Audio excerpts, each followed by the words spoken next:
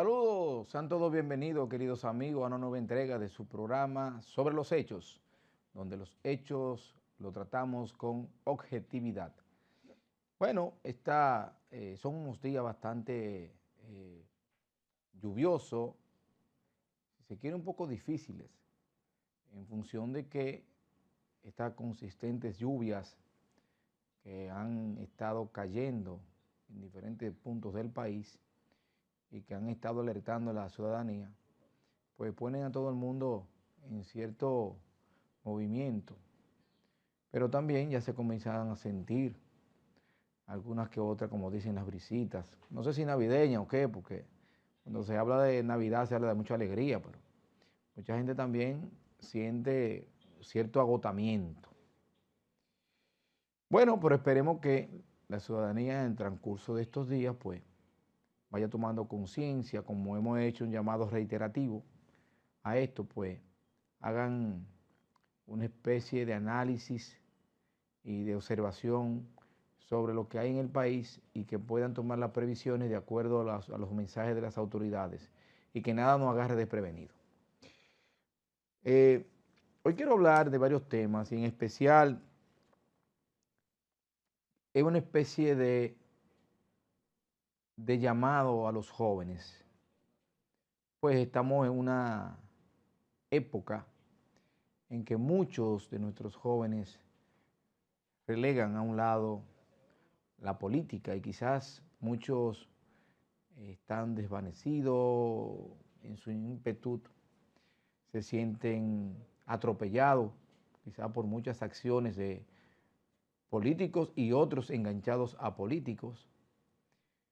o quizá el mismo sistema que no le ha brindado las garantías. Pero de esto resurge algo bueno. La juventud está también, una juventud que ya ha tenido cierta madurez, ha ido encarando la problemática actual y ha ido enfrentándola de una manera que se ha ido insertando también y ocupando posiciones. El dilema está en que si esa juventud va a permanecer o si vamos a lograr hacer una transición. Cuando hablamos de transición y de permanecer, hablamos de las diferentes acciones que han ocurrido en los partidos, y en especial en este caso en uno mayoritario como es el PLD, que ha hecho su congreso, su 10º congreso, y ha hecho una renovación interna de lo que es su dirección ejecutiva, que es el comité político, donde varios jóvenes talentosos de esa organización pues han pasado a formar filas dentro de ese órgano ejecutivo, pero también una creciente matrícula en lo que es el órgano de dirección, que es el comité central. A eso se le suma un nuevo secretario general con virtudes sobradas en capacidad, humildad, y que vimos como ejemplo de honestidad y transparencia en sus funciones, como es el caso del nuevo secretario general Johnny Pujol. A eso súmele también a los otros líderes de partidos también como del PRM, donde precisamente hay varios jóvenes que están dentro de las esferas de poder que ya han calado y que hoy son hasta ministros. Y eso va también de la mano con otros partidos, aunque minoritarios, pero que en función a ello pues han ido calando. Y ni hablar del partido de recién formación, Fuerza del Pueblo, que pues, bueno, tiene buenos jóvenes dentro de su mundo de dirección, aunque todavía con algunos elementos un poco diríamos añejos. Más que las estrellas de Omar Fernández, que sí está brillando dentro de esa organización y que ha sido el baluarte de la juventud dentro de la misma. Ahora bien, ¿qué situación se ve? Bueno, aquí habrá unas elecciones próximas que tendrán un matiz juvenil y yo entiendo que de mucho más propuesta, pues ya esos viejos, no diríamos viejos en mentalidad, sino ya de edad, que muchos los ven como agotados, pero que sus experiencias son muy oportunas y son prudentes para el manejo de crisis. Pero hay que señalar que los partidos se han ido alimentando y eso es bueno. Eso es muy bueno. Bueno, dentro de lo que es el ámbito del área presidencial, hasta ahora quien ha presentado opciones en el área juvenil, más que todo, con ciertos rasgos todavía un poco viejos, pero con ciertos elementos que pueden aflorar y que pueden matizar el espectro político, el Partido de la Ciudadanía Dominicana, donde hay un joven talentoso que puede ser un candidato presidencial como Juan Ariel Jiménez, un joven talentosísimo que ha sido vinculado en todo de la materia del saber por su sapiencia catedrática y sus orígenes. Pero a eso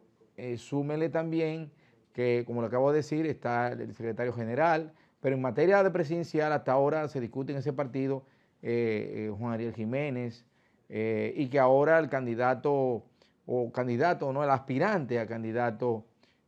Francisco Javier, que es parte de la vieja guardia, pues aspira a ser el candidato del PLD. Eso está todo en veremos. Ahora, otros partidos, como decía, aunque también con la sombra de la vieja guardia, como es la Fuerza del Pueblo, que tiene a Leonel Fernández, pero a la vez tiene a Omar Fernández, que muchos consideran que sería un buen repunte para esa organización. Y veremos otros escenarios en los que quizás haya más jóvenes involucrados. Pero creo que este panorama electoral que se avecina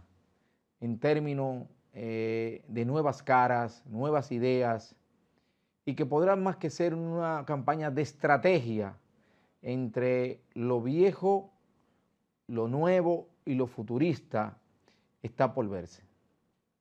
Así que creo que va a ser una campaña que, aunque estamos hablando prácticamente a inicio de una gestión, pero que va a ser todo un trayecto que lo vamos a ir viendo en el tiempo, cómo se desarrollan, cómo se van organizando, cómo se van esquematizando todo ese esquema de trabajo entre juventud y experiencia. Recuerden que tanto el PLD con la sapiencia, esa sabiduría sagaz, que todo el mundo lo llama el armador del expresidente Danilo Medina, el cual estará de fondo detrás del candidato del PLD y también estará detrás del candidato, si no lo es Leonel Fernández, detrás de quien esté ahí si es joven. Igualmente habrán otros expresidentes de otros partidos como el PRM que estarán. O sea, va a haber una verdadera campaña que entiendo que va a ser de estrategia. Enhorabuenas, que nosotros muchas veces vemos con dejadez, con desdén, muchos jóvenes en cuanto a la política, pero estamos viendo un renacer, un resurgir de los partidos en esa materia. Y eso es muy importante porque el esquema político comienza a renovarse. Y creo que veremos nuevas expectativas, veremos nuevas ideas y todas con estrategias definidas desde la óptica de la experiencia de los expresidentes y de personas que han tenido un vínculo directo con el Estado. De hecho, también tenemos que hablar de otros temas que son muy preocupantes en estos momentos.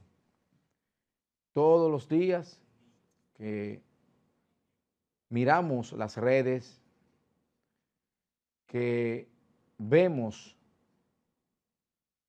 en periódicos digitales y escritos y noticiarios, el problema que a todos nos embarga en la mañana es de saber que ha habido un accidente. Uno ve que dicen, bueno, hubo algo como tan positivo para usted levantar. Usted lo que va pesadumbrado al trabajo y pensando 27.007 cosas porque cuando no nos despertamos que hay una autopista, un accidente de cinco personas fallecidas, que por aquí que una patana se volcó, que por allí que un minibús. La verdad es que estamos abrumados con este tema y es un punto, diría yo, importante que debe llamar a la reflexión profunda a las autoridades en ese sentido. Y otro tema que nosotros tenemos que tratar, que tenemos que darle el frente, que por lo menos creo que se ha comenzado, porque ya se aprobó la ley de trata de personas inmigrantes, creo que la 137-3, o sea, ya se le puso condena, se le puso un monto a la condena, o el peso que debe aplicársele, porque eso estaba ahí, nada más una ley para mencionarla, pero no para ser ejecutada. Esperamos de que se siga, que se cumpla, no que se siga, que se cumpla. Por lo menos vemos ya en algunos medios escritos que el caso de un administrador en un hotel, un administrador del Hotel Montecristi, el cual ya fue sometido a la acción de la justicia, porque dentro de ese hotel se encontraron unos 83 inmigrantes en condiciones sin documento, que estaban allí y que supuestamente, según las informaciones obtenidas, pues esperaban tener un traslado a diferentes puntos del país. Si eso está ocurriendo, la verdad que entonces los organismos de inteligencia, más que como más que dicen que el CEFRON, que el ejército o que unidades especiales en la frontera, que presentan muchísimo equipamiento, más que eso, porque eso para resguardar el territorio en cuanto a la frontera, más que eso es una verdadera inteligencia, porque aquí lo hay, aquí lo hay, desde los organismos del Estado, que se aplique a detectar esas bandas mafiosas, que con vinculaciones con personas también del vecino país, organizan esos viajes. Porque no es verdad que un grupo de 20, 15, 30, coordinadamente, cruzan quizás 50, 200, 300 metros de una actuación militar, o ven dentro de la frontera las facilidades para poder evadir los controles. Porque cuando usted viene del sur, usted se encuentra con cuántos puntos de chequeo. Muchos. Que miran desde los pies hasta la cabeza, le hacen su saludito y tienen su jerga para identificar quién es o no es. Pero sin embargo vemos que hay una afluencia, a pesar de, independientemente de que hay toda una acción de sacar 10.000 inmigrantes de la vecina isla, de la vecino país, a pesar de eso, vemos cómo prácticamente a diario se agarran grupos de personas que entran, pero en los cabecillas no lo vemos. Porque se supone que esas personas cuando deben pasar por un proceso de interrogatorio, antes de ser enviadas a su país, con todas las condiciones humanitarias, ¿verdad? Entonces, debe haber un proceso de interrogatorio para esos organismos de inteligencia detectar quiénes desde esta parte propician, favorecen el tráfico de personas y que se le aplique, ¿verdad?, todo el peso de la ley. Porque ya está bueno de vivir rogando diariamente en estos medios, diciendo que entran 10, 14, que nos van... Bueno, pero para eso tenemos organismos de inteligencia y creo que como ya no hay guerra fría, como ya no hay que estar persiguiendo, como decimos, los comunistas, ni mucho menos, bueno, pero esas inteligencias que se apliquen, tanto para el crimen organizado como para la trata de personas, eso no es tan difícil, con tantas personas que hay dedicadas al mundo de la investigación y que viven de eso. Yo entiendo que con una buena inteligencia que se aplique en la frontera o en los pueblos circundantes a la frontera dominicana, aquí veremos grandes turpenes caer. Y por no decir, veremos otros que enquistados quizás dentro de las filas también militares, son con parte de ese hecho. Porque de nada vale que se haga un gran esfuerzo, que se hagan requisas, que se revise cuando, ok, de 40 que entraron, que se agarraron, pero entraron 200 por otro lado, no estamos en nada, estamos haciendo un flaco servicio. Entonces, eso debe de una manera u otra tener un análisis ponderado por nuestras autoridades en materia de inteligencia, y esa inteligencia ponerla al servicio de los estamentos operativos. Que tenemos un buen coordinador en materia de migración que conoce al dedo la situación en el manejo de personas como es el mayor general Ely Ballester, que está en migración, que es una persona muy ponderada y sabe ejecutar las cosas como debe de ser. Entiendo que debe de sumarse esta acción mucho más profunda, si la hay, mucho más profunda. Ya vivimos aquí, y yo creo que eso fue parte de la inteligencia, que detectaron esos 83 personas estaban en estado irregular en un hotel. Imagínese usted cuántos hoteles más no habrán por ahí también diseminados por toda la frontera, que están quizás haciendo lo mismo. O personas que se dediquen plenamente en sus casas, simplemente quizás por tener un recurso económico, a facilitar la misma. Así que esperamos que pronto podamos decir, bueno, una acción coordinada de estos organismos con los organismos de seguridad perimetral de la frontera, pues están dando sus frutos. Un tema en el cual nosotros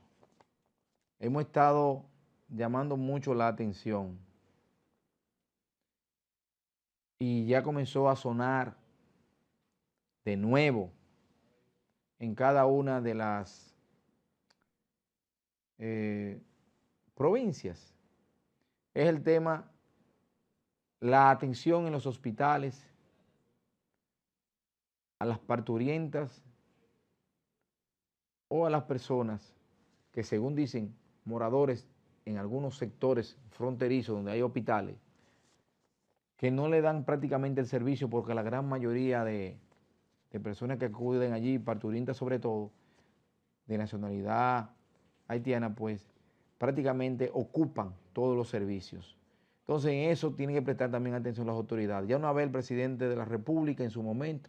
manifestó que un buen porcentaje del presupuesto se van a atender a los inmigrantes, pues también hay que poner atención a que hay muchos dominicanos que en estos momentos están pidiendo a gritos que se le tome en cuenta, pues en su suelo, en su patria, no están recibiendo la debida atención y quizá parte de ese producto de ese proceso, quizá de desigual, ¿verdad? O de la poca oferta que hay para cubrir todas esas necesidades, pues ellos están sufriendo con esa situación. Así que vamos a ponernos al hilo con esta información en nuestra provincia porque la misma requieren de atención, el ciudadano dominicano requiere de atención. Y ya en víspera prácticamente de Navidad y todos los demás, ya basta de escuchar noticias